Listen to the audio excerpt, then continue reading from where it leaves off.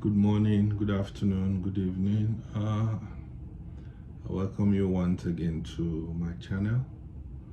It's been a while. Yeah, I've been busy with some stuff, but thank God at least I have a few time to be able to give out some very important information.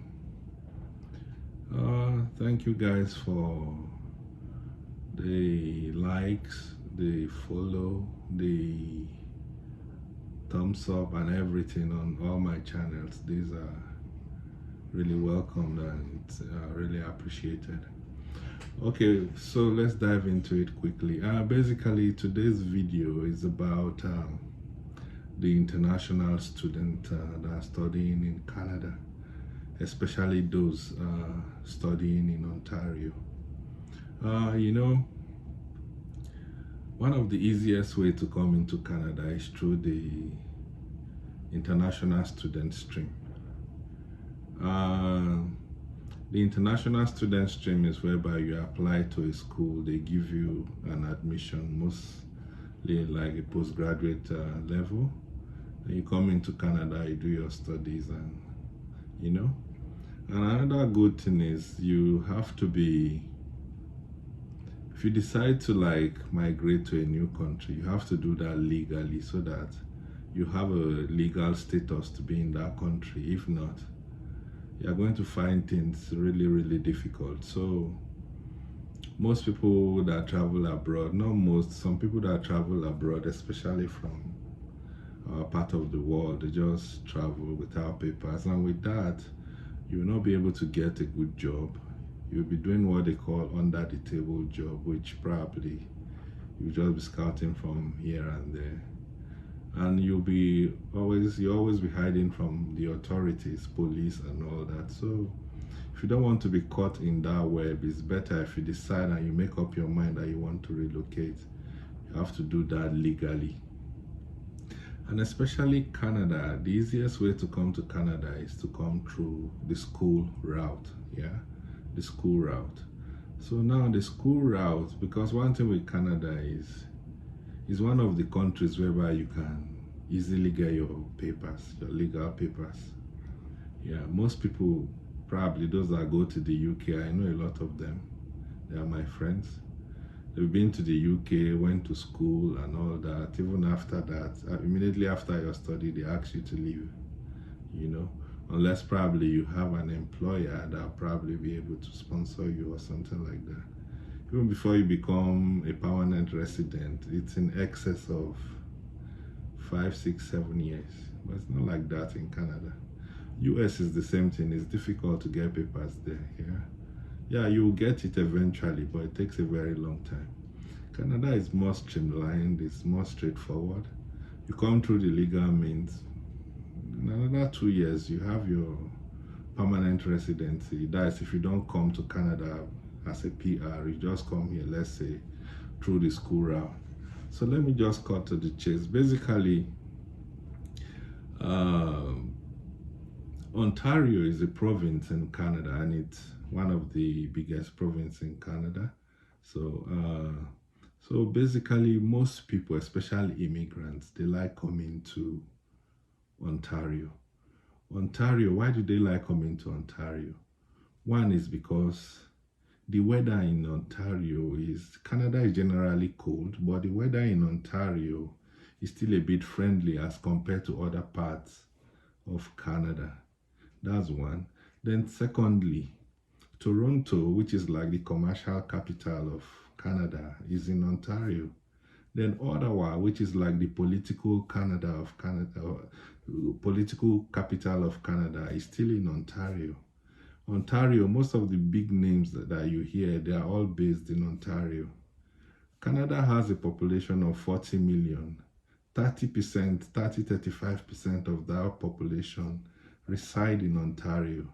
So the opportunities are actually here in Ontario as compared to other provinces.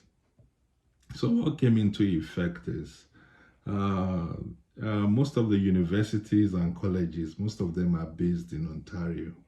But now, most of the colleges, they just run 1-year program. But there's this thing they call the provincial nominee program, where a province will nominate you for permanent residency. So most people, because Ontario is difficult to get that, they just go to other provinces, get their papers, then run back to Ontario. They run to provinces like Manitoba, yeah, Manitoba. They run to provinces like Saskatchewan, you know, all those places. They don't have, yeah, it's a good place. The weather is cold and all that. But Ontario has more opportunity as compared to these places. But for the fact that you can easily get your papers there, even if your own is just to go to school there, by the time you go to school, graduate, you get a job in another 6 months, you apply for nomination, the province will nominate you, and the next thing you just apply to, what's it called, to the federal, and they give you a permanent residency. But the thing is, you'll be willing to stay in that province for a particular period of time. So recently, I think January 2nd, it kicked off in Ontario.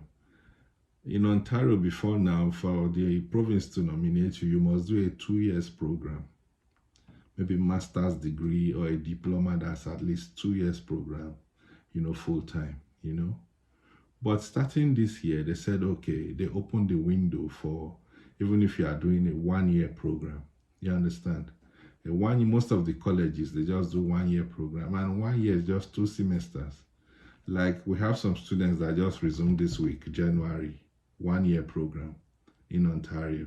So basically, this is January. By August, they would have rounded up the 1 year program. So that's just what they wanted to do. Before now, that window was not here. It used to be, they stopped it, but they like started it again. And this is a very big news. It's a very exciting news, yeah, for people to easily get their permanent residency. So let me take you through what this entails. Basically, it's just for you to like, okay, you apply to a school in Ontario. Yeah, they give you admission. If you apply in 1-2 weeks, they send you an admission letter. Some even in a couple of days, 2 days, 3 days, you get an admission letter. So you probably in the admission letter, everything that you need will be stated in the admission letter. Even probably the money you are supposed to pay, even if it's like a commitment fee or something like that. By the time you pay it, they send you a receipt. And you already have your statement of purpose and all that all written. So with all those, your admission letter, the receipt from the school that you've paid the fees fully or part of the fees, those are the documents you need to apply for a visa. So by the time you do that, in 2, 3, 4 months, you already have your visa to come to Canada. And you come to Canada, you're in Ontario, you school in Ontario, let's assume it's a 1 year program. You do the 1 year program, you finish, let's assume you start in January, you finish by August. All they require of you is that you should have a job offer. An employer that you have a job offer, that an employer has given you a job offer. So you resume on that job, and the good thing about this is they just want you to work 6 months with that, with the job offer that you have. Even if you have not worked up to 6 months, you are still eligible, but you need to have a job offer. Even if you don't work up to 6 months, you are still eligible. But if you work 6 months and above, it's better because you have more marks, attached to it. So this thing is just more like an express entry, but it's done at the provincial level. So before now, that window in Ontario was not there for those that came to school and probably just did a 1 year program. And that's why you see people, they just come, maybe do 1 year program. As they are finishing the 1 year program, they start another program again. And schooling in Canada is not cheap. It's not cheap, it's very expensive. Averagely, a 1 year program will cost you nothing less than $18,000, $19,000, $20,000, even more. You understand? Per annum. You understand? So what am I trying to say? That kind of money, it's a lot of money. At today's exchange rate, we are looking at close to 20 million naira. How many people have 20 million naira? You understand? But now they say, okay, you must do a 2 years program on full-time basis. That's why I see most people, they just run to other provinces, Saskatchewan, Manitoba, Winnipeg and all that. Winnipeg is in Manitoba, So they just finished their school. By the time they finish their school, get a job offer, work 6 months, they apply, they get nominated by the province. And before you know it, those in Ontario, they are here waiting. And those that went there, they already have their PR. So now I think Ontario has they are trying to reclaim their spot as the giant. So basically, January this year, the program has started. As in, even if you did a 1-year program, you're eligible to apply for nomination by the province, which is Ontario. So we have a lot of people that are just doing 1-year program in Ontario. So basically, they are telling you that now you are eligible to apply. The only thing that they require of you is that you should have a job offer, even if you have not worked up to 6 months in that on that job. If you don't work up to 6 months, the score for it is 0, but it doesn't disqualify you. But if you work between 6 months and above, I think the score is 3 or 5 points. You understand? So basically, this video is just to tell you that if you are doing a 1-year program, congratulations. After your 1 year in Ontario, you're eligible to apply for nomination to become a permanent resident here in Ontario. So this video, probably I want to call it a part 1. I'm going to do a part 2. Hopefully I'll be able to upload that tomorrow or next.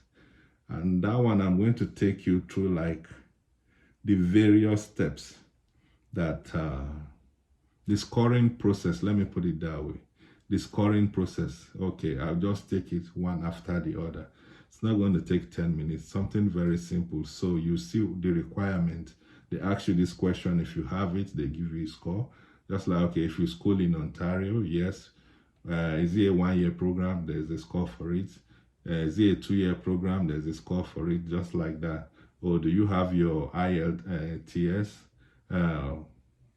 What did you score? Scores for that. Another thing is if you speak English and French. If you speak both language, you get, I think, 10 points. If you speak only English, there's 5 points, just like that. So I'm going to do another video in that regard, so you see all the breakdown. So basically, if you're able to score up to 60, I think the total score is 100. If you're able to score up to 60, then definitely you get nominated to become a permanent resident. Before now, the 1-year program here in Ontario used to be very difficult. Mostly they just have windows for master's program, which is a 2-year program, or even if it's a diploma, that's a 2-year program.